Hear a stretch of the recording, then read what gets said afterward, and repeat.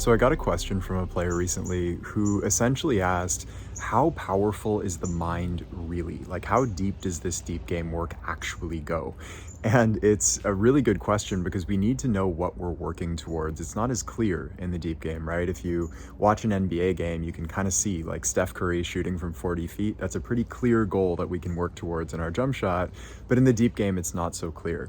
So I want to provide a little bit more clarity for you and hopefully some inspiration because it's a lot more powerful than you may think.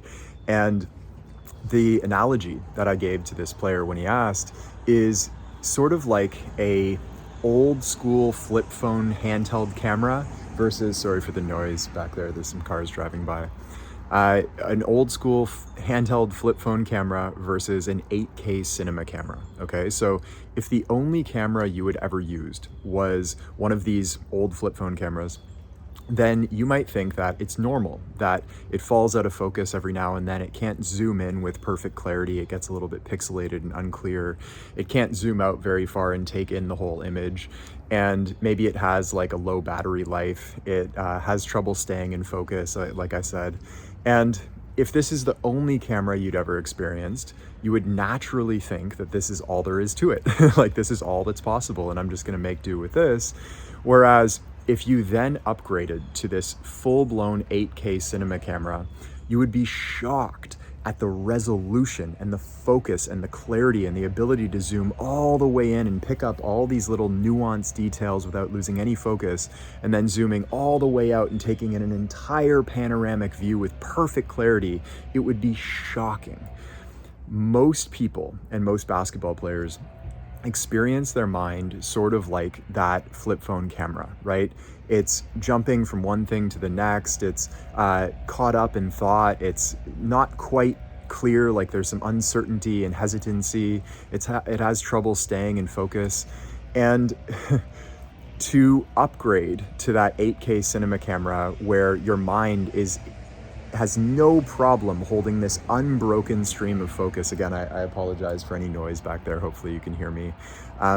Your mind has no problem holding this unbroken stream of focus with perfect clarity and precision, and it can zoom all the way out and take in all the details of a situation and see them perfectly clearly, and then zoom all the way in and take in all the little nuances and subtlety of what you're seeing. That's a reality, okay? And that's something that I can only speak from my personal experience and from teachers that I've met and worked with.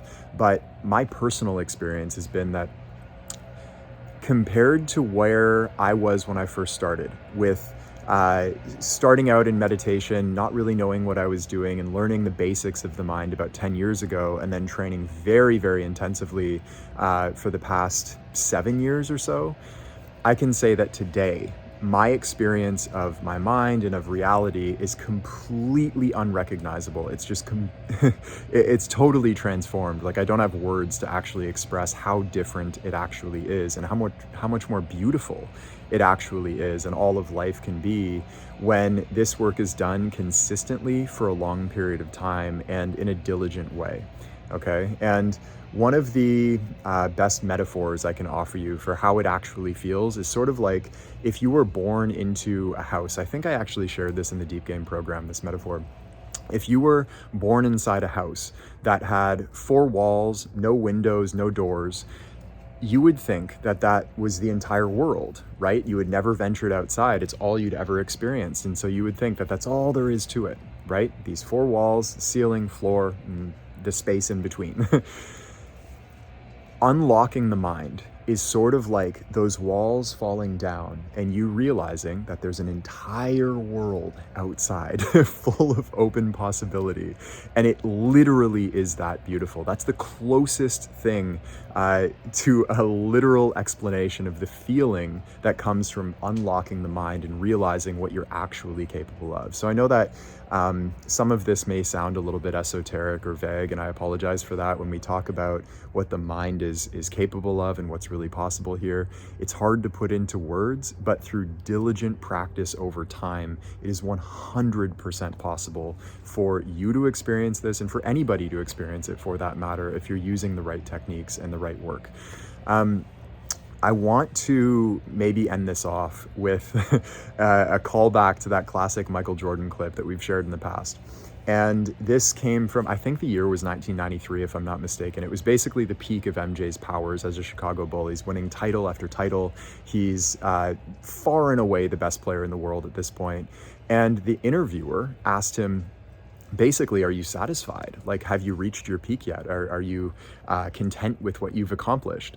And MJ's response was really interesting. He said, physically, in terms of my athleticism, my physical skill, I think I'm at my peak. There's not a whole lot more room for growth here, but in the mind, in the way that I use my mind on the basketball court, there's all of this wide open space that I still don't know much about, and I'm trying to learn.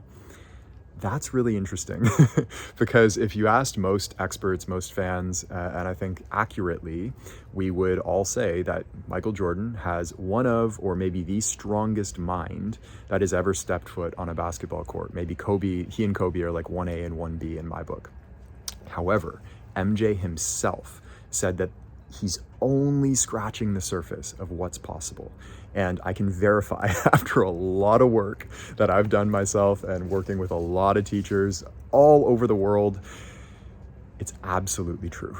There's so much more to this than you think. And so I hope that this provides a little bit of inspiration or motivation or even just clarity on what we're really working towards here, because what we're working towards here is frankly just so much more powerful and more beautiful than getting a better jump shot or jumping higher. As great as those things are, the mind is just so much more profound, in my experience anyhow.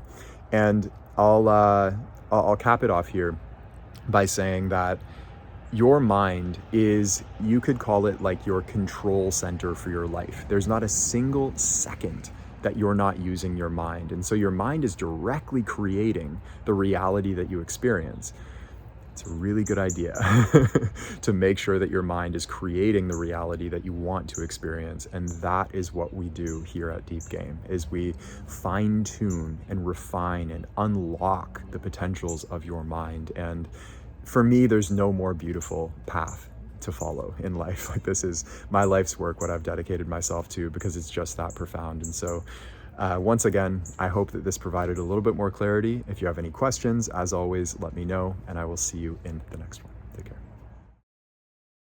Hey, it's Taylor. I hope you enjoyed today's episode. And if you did, the best thing to do right now while it's fresh in your mind is to head over to deepgame.com and join us in our free masterclass. Now, this is where you'll learn all 8 laws of the deep game and all of the fundamentals that you need to know about the part of basketball that's played with the mind. We've had players call this the best hour of basketball learning of their lives, and it's completely free right now. So head over to deepgame.com to join us, and I will see you there.